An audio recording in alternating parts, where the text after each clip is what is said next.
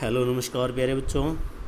आज जो ninth class का चैप्टर बड़ा ही महत्वपूर्ण है, क्योंकि अगर पॉलिटिकल्स में अगर आपका रुझान है नेताओं के प्रति है तो आपको उससे पहले अपने लोकतंत्र को समझना होगा, लोकतंत्र के बारे में जानना होगा। और लोकतंत्र से जुड़ा ये चैप्टर है।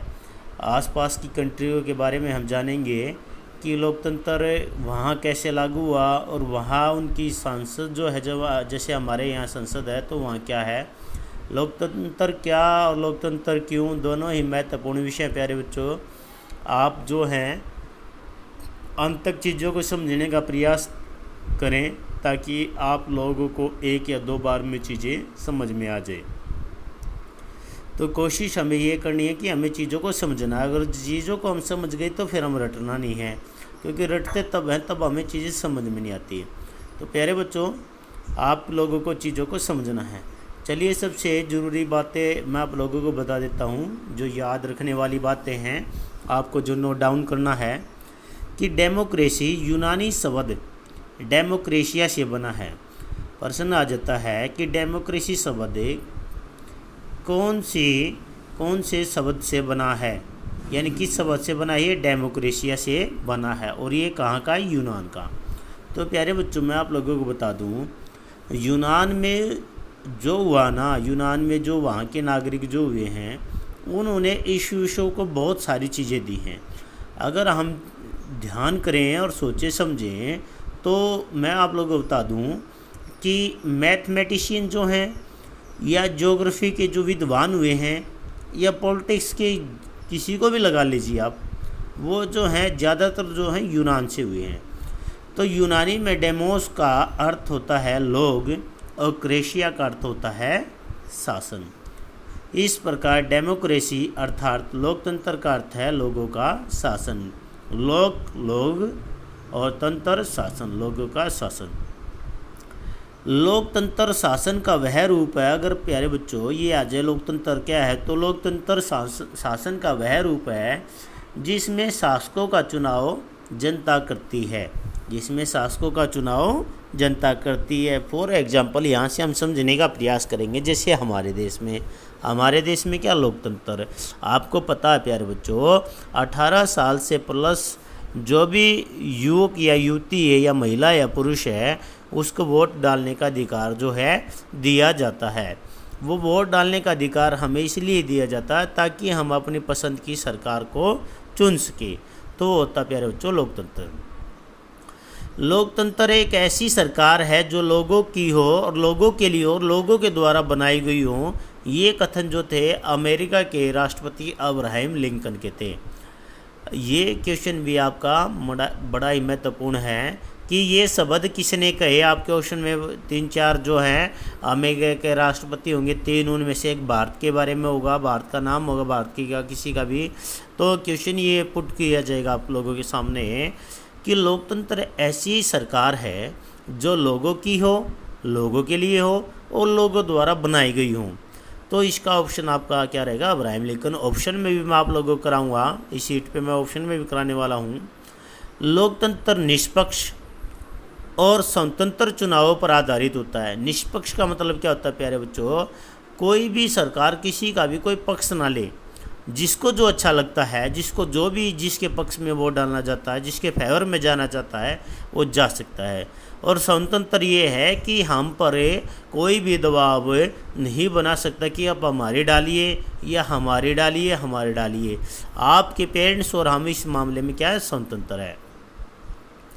लोकतंत्र में हर वयस्क नागरिक का एक वोट होता है। वयस्क नागरिक होता है प्यारे बच्चों जो 18 वर्ष का हो जाता है, कानूनी रूप से उसको अधिकार मिल जाते हैं।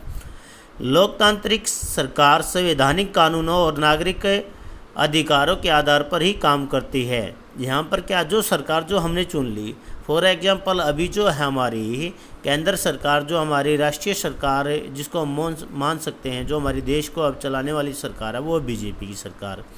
इस सरकार का कर्तव्य क्या है कि हम लोग जो हैं हमारे अधिकारों के अनुसार काम हो और जो कानूनों को मद्देनज़र रखते हुए काम हो। ऐसा ना हो कि कुछ ऐसे कानून लागू कर दिए जाएं जिससे आम पब्लिक जो परेशान हो जाए। आगे देखिए, चीन की संसद को राष्ट्रीय जन संसद कहा जाता है। प्रश्न आ जाता है चीन की संसद को क्या कहा जाता है, तो जन संसदें कहा जाता है।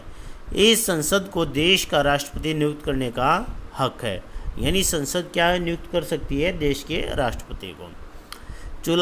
चुनाव लड़ने से पूर्व सभी उम्मीदवारों को चीनी कम्युनिस्ट दल से मंजूरी लेनी होती है। वहाँ पर जैसे हमारे यहाँ दल बीजेपी, कांग्रेस, अन्य जो दल है, वहाँ पर जो चीनी कम्युनिस्ट दल है उससे चुनाव लड़ने से पहले जो सभी उम्मीदवारों को, जो चुनाव लड़ रहा वो उम्मीदवार होता है, मतदाता वो होता है जो वोट डालने वाला होता है, तो उससे मंजूरी लेनी होगी। सरकार सदैव कम्युनिस्ट पार्टी की ही बनती है। अब देखिए, पाकिस्तान में जनरल परवेज मुशर्रफ ने अक्टूबर 1919 में सैनिक तख्तापलट की अगुवाई की थी। प्यारे बच्चों, जनरल परवेज मुशर्रफ वो है जिनको फांसी की सज़ा सुनाई गई है।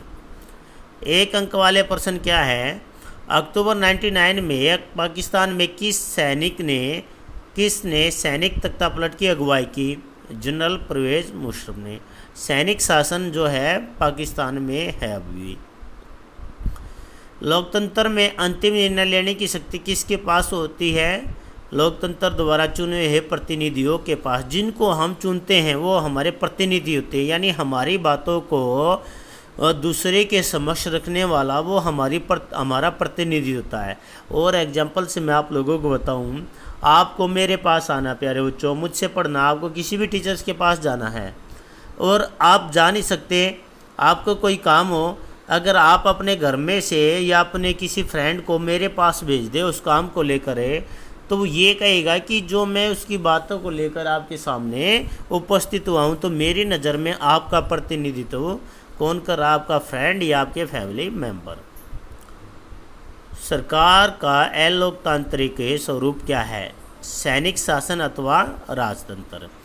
सऊदी अरब में समाज के किस वर्ग को वोट डालने का हक हासिल नहीं है? महिलाओं को जो है वोट डालने का हक नहीं है।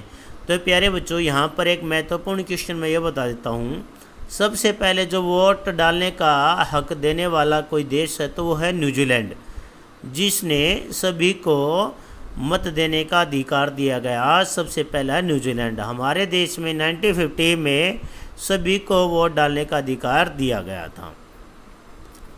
कोई एक लोकतांत्रिक कार्य लिखे। न्यायपालिका स्वतंत्र होनी चाहिए, कोई भी, प्यारे बच्चों। कोई एक गैर लोकतांत्रिक कार्य लिखिए। सरकार लोगों के प्रति उत्तरदायी है या नहीं।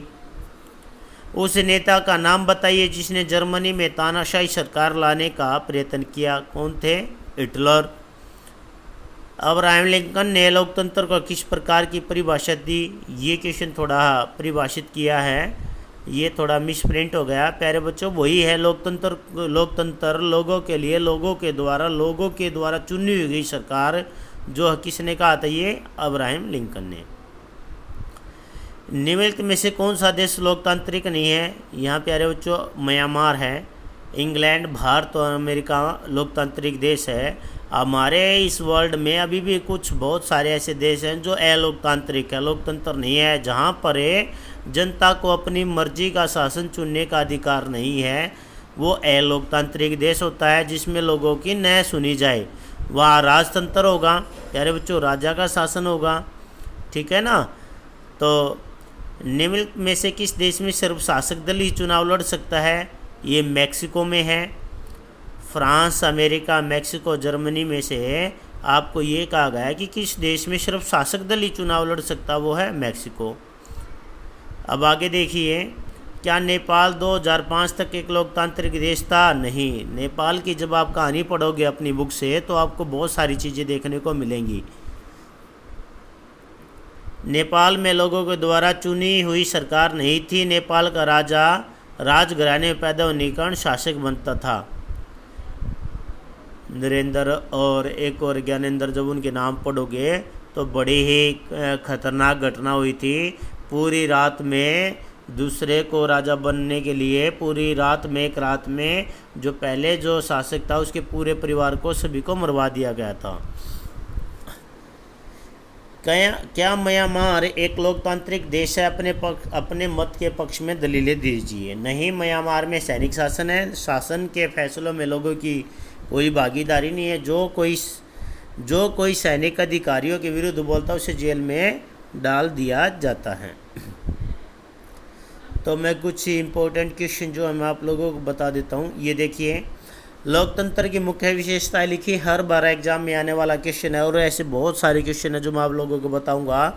आप वीडियो को अंत तक देखते रहिए, सुनते रहिए, ध्यान एकाग्र कीजिए, कंसंट्रेशन रखिए। जो मैं बोल रहा हूँ, जो आप देख रहे हो, वो क्या वाकई चीज़ें हमारे माइंड में सेट हो रही है, नहीं हो रही है? अगर नहीं हो रही तो बच्चे थोड़ा सा बाद में देखने का प्रयास करें, क्योंकि आपको पढ़ना तो पड़ेगा ही किसी भी माध्यम से। लोकतंत्र की मुख्य विशेषताएं हैं प्यारे बच्चों। प्रमुख फैसले निर्वाचित नेताओं के हाथ में होते हैं। स्वतंत्र और निष्पक्ष चुनावी मुकाबला होता है। एक व्यक्ति एक वोट एक मोल होता है। कानून का राज और अधिकारियों का आदर होता है। शासन में भागीदारी के सबको समान अवसर मिलते हैं। अच्छा, यहाँ पर आया एक वोट एक मोल का क्या अभिप्राय, ये देखिए डिफाइन कर दिया गया मैंने। लोकतंत्र में प्रत्येक वयस्क नागरिक का एक मत होना चाहिए और प्रत्येक वोट का एक समान मूल्य होना चाहिए। मतलब ये है प्यारे बच्चों, अगर मैं वोट डालूं तो उस वोट की भी वही वैल्यू होनी चाहिए भाई। इस वोट से जो है हार या जीत का फैसला होगा नहीं। अब मेरी जगह मान लेते हैं कोई मिनिस्टर डाले, भूपेंद्र सिंह हुड्डा डाले, कांग्रेस के जो लीडर हैं, अगर वो डाले, ये नहीं होना चाहिए कि वो उस लीडर ने डाली है उसका कुछ मोल अधिक है, वो उसकी वोट जो ज़्यादा गिनी चाहिए, ऐसा नहीं है। लोकतांत्रिक सरकार की मुख्य विशेषताएं बताइए। देखिए, क्वेश्चन को अलग अलग तरीके से पढ़े। लोकतंत्र की मुख्य विशेषताएं बताइए। लोकतंत्र की मुख्य विशेषताएं लिखिए और लोकतांत्रिक सरकार की मुख्य विशेषताएं बताइए। नागरिकों को भाषण देने और विचार व्यक्त करने की पूर्ण स्वतंत्रता है। आर्टिकल 19 में जो अनुच्छेद है उसमें दिया गया हमें बोलने की अभिव्यक्ति है। स्वतंत्र और निष्पक्ष रूप से चुनाव करने की व्यवस्था होनी चाहिए और राजनीतिक दलों को स्वतंत्र रूप से काम करने की आज्ञा होनी चाहिए। मजदूरों को व्यापारिक संघ स्थापित करने की पूर्ण स्वतंत्रता होनी चाहिए और प्रेस की पूर्ण आज़ादी होनी चाहिए। तो प्यारे बच्चों, ये लोकतंत्र के पक्ष में कोई 5 तर्क दीजिए। ये क्वेश्चन जो है पिछली बार फाइनल एग्जाम में आ चुका है, तो प्लीज़ आप बच्चे ध्यान से सुने। अगर ध्यान नहीं भी है फिर भी थोड़ा सा ये जरूर ध्यान लगाए कि क्वेश्चन कौन से हैं जो हमारे एग्ज़ाम से रिलेवेंट है, जो हमारे एग्ज़ाम में आ सकते हैं। तो लोकतंत्र के खिलाफ कोई 5 तर्क दीजिए भाई। अगर खिलाफ कोई होगी, अस्थिरता फैल जाएगी, फैसलों में देरी होगी, भ्रष्टाचार की संभावना बनी रहेगी, चुनावी प्रक्रिया महंगी हो जाएगी। और लोकतंत्र के पक्ष में कोई 5 तर्क दीजिए। शासन का अधिक जवाबदेही वाला स्वरूप, बेहतर निर्णय लेने की संभावना, नागरिकों का सम्मान, मतभेदों टकराव को संभालने का तरीका उपलब्ध हो, गलतियों के सुधार के अवसर होने चाहिए। तो ये कुछ क्वेश्चन है प्यारे बच्चों। मुझे उम्मीद है आप जो भी बच्चा इसको देख रहे हैं या सुन रहे हैं वो इनको माइंड में इनका सेटअप कर लेंगे और भूलने वाले बच्चों वाली स्थिति में कभी नहीं रहेंगे। अगर चीज़ों को आप सुनोगे, लिखोगे, देखोगे तो वो चीज़ें आप लोगों के लिए ज़्यादा बेनिफिट होती है। तो चलिए बच्चों, आज के लिए इतना ही। हम जो है वीडियो के माध्यम से मैं आप लोगों को अपलोड करता रहूँ, अब अपडेट करता रहता हूँ, अपलोड करके वीडियो को अपडेट करता रहता हूँ, ग्रुप में मैसेज भेजता रहता हूँ तरह तरह के ग्रुप में। हो सकता है मेरे पढ़ाने का अच्छा तरीका ना हो, लेकिन हो सकता है कि कोई बच्चा इसी तरीक़ों को फॉलो कर ले। हो सकता है कोई बच्चा इससे और अच्छा भी मैनेज कर ले अपने आप को सीखने में। तो आप बच्चे, आप कुछ भी कर सकते हो। You are very talented. आप में बहुत सारी इतनी पावर है कि आप कुछ भी कर सकते हो। हम सिर्फ आप लोगों को गाइड कर सकते हैं कि एग्ज़ाम के रिलेवेंट ये जो क्वेश्चन है प्यारे बच्चों ये कर सकते हो। तो चलिए, अगर आपने चैनल को सब्सक्राइब नहीं कीजिए तो प्लीज़ सब्सक्राइब कीजिए, दोस्तों के साथ शेयर कीजिए और लाइक करना ना भूलें। तो प्यारे बच्चों, ओके, जय हिंद।